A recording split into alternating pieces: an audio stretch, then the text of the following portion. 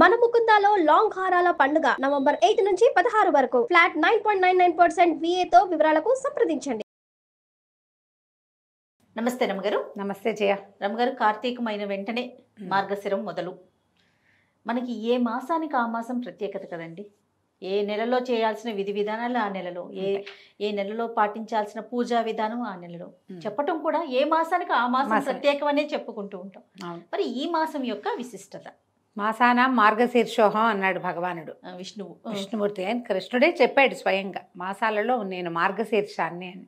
మార్గశీర్షం అంత ప్రత్యేకమైంది. మన ముందు నెలలో కార్తీకంలో కార్తీక దామోదర ప్రీత్యర్థం శివారాధనం చేశాం. అవును, ఇక్కడ విష్ణువారాధనే చేయబడుతుంది. విష్ణువే కాకుండా లక్ష్మీ ఆరాధన చేయబడుతుంది.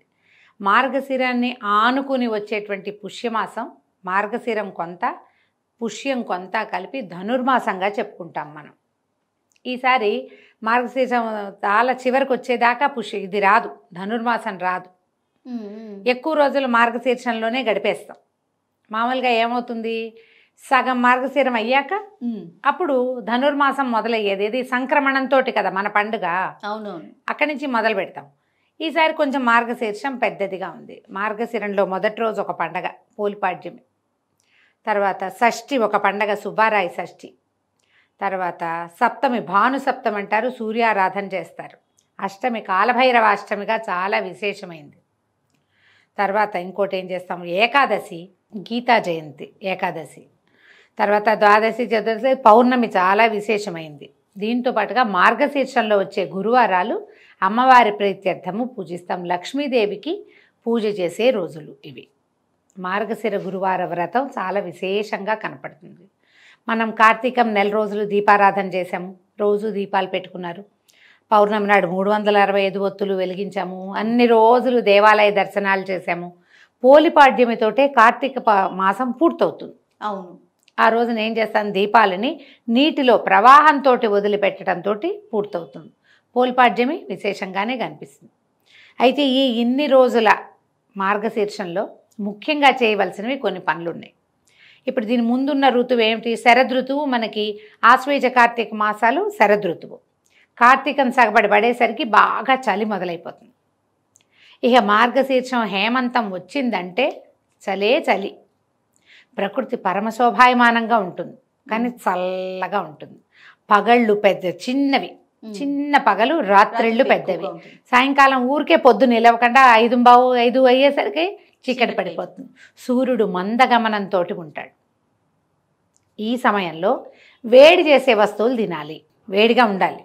వేడిగా ఉండే వెచ్చగా ఉండే వస్తువుల్ని దానం చేయాలి. కార్తీకంలో నదీ స్నానం చేసాం, మార్గశిరంలో నదీ స్నానం చెప్పరు.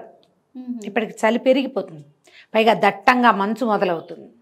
ఈ తెల్లవారుజామునే మనం వెళ్ళి నీటిలో మునగటం ఇంపాసిబుల్, కష్టం. అందుకని నది స్నానం లేదు, వేడి నీళ్ళ స్నానమే నియమంగా ఏం చెప్పరు.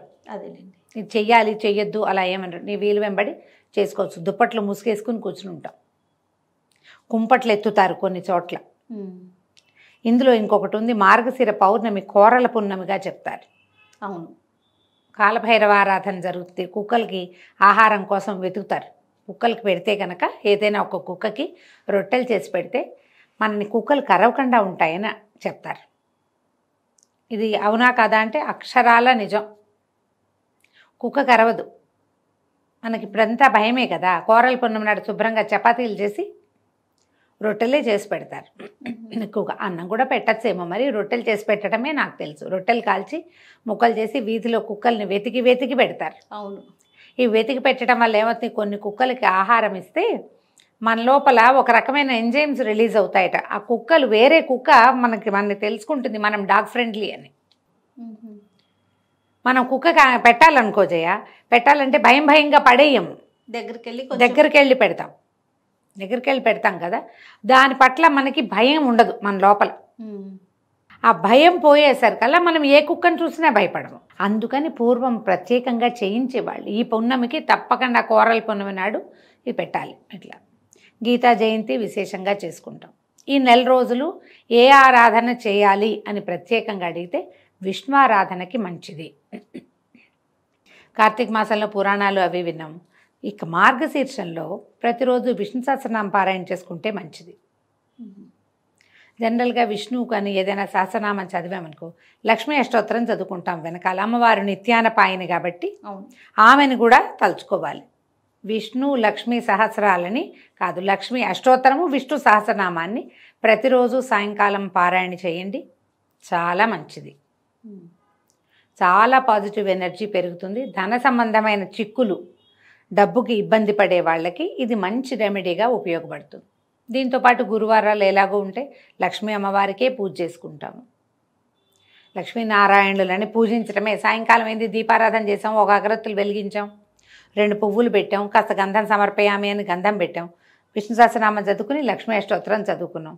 ఓ పండో ఫలము పాలో కాస్త పటిక బెల్లము ఏదో ఒకటి నివేదన చేస్తాం కదా, అయిపోయింది పూజ. మీరు పెద్ద ఎత్తునే అర్చన చేయాల్సిందే అని పొరపాటును కూడా అనుకోవద్దు. సింపుల్గా కూడా చేయొచ్చు. ఇలా చేసుకోండి, ప్రతిరోజు చేయొచ్చు. ఈ 30 రోజులు మంచివి. ఈ మార్గశిరం చివరిలోనే మనకి ధనుర్మాసం వచ్చేస్తుంది. పుష్యం రాకముందే కదా ధనుస్సు వచ్చేది. అప్పుడు ఏం చేస్తాం, ధనుస్సుకి మళ్ళీ గొబ్బిళ్ళు పెట్టటాలు వ్యవహారం ఎలాగో చివరిలో ఉంది, అది ఎలాగో జరుగుతుంది. గొబ్బి పెట్టడం అంతా కృష్ణ పూజే కదా, అది అంతా అదా. గోదాదేవిని గురించి తలుచుకుంటాం, కథలు చెప్పుకుంటాం, బోల్డన్ తిరుపావై వింటాము.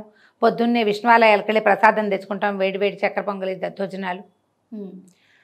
ఈ నెలలో ఎవరికైనా వేడి భోజనం వడ్డించి భోజనం పెట్టిన వాళ్ళకి విష్ణువు కరుణిస్తాడు వాళ్ళని. ఎందుకంటే ఈ కాలము వెచ్చగా ఉంచవలసిన కాలం. ఏవైనా దుప్పట్లు, చలిబట్టలు ఏవైనా దానం చేయొచ్చు, పిల్లలకి దానం చేయొచ్చు. ఈ రోడ్ల మీద పడుకుని ఉంటారు, అందరికీ తలా ఒక దుప్పటి ఇవ్వచ్చు.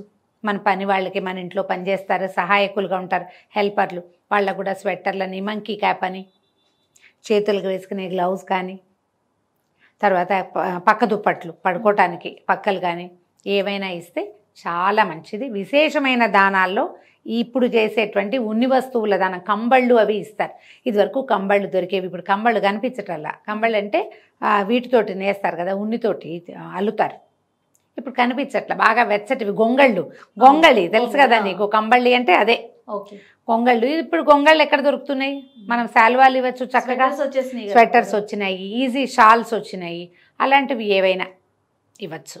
మేము మీ అవకాశాన్ని బట్టి ఈ చక్కటి మార్గశిర మాసాన్ని అన్ని రకాలుగాను ఉపయోగించుకోండి. విష్ణు సహస్రనామం అద్భుతమైన పారాయణ. మధ్యలో గీతా జయంతి ఎలాగూ వస్తుంది, ఆ రోజున ఎలాగూ చేసుకుంటాం.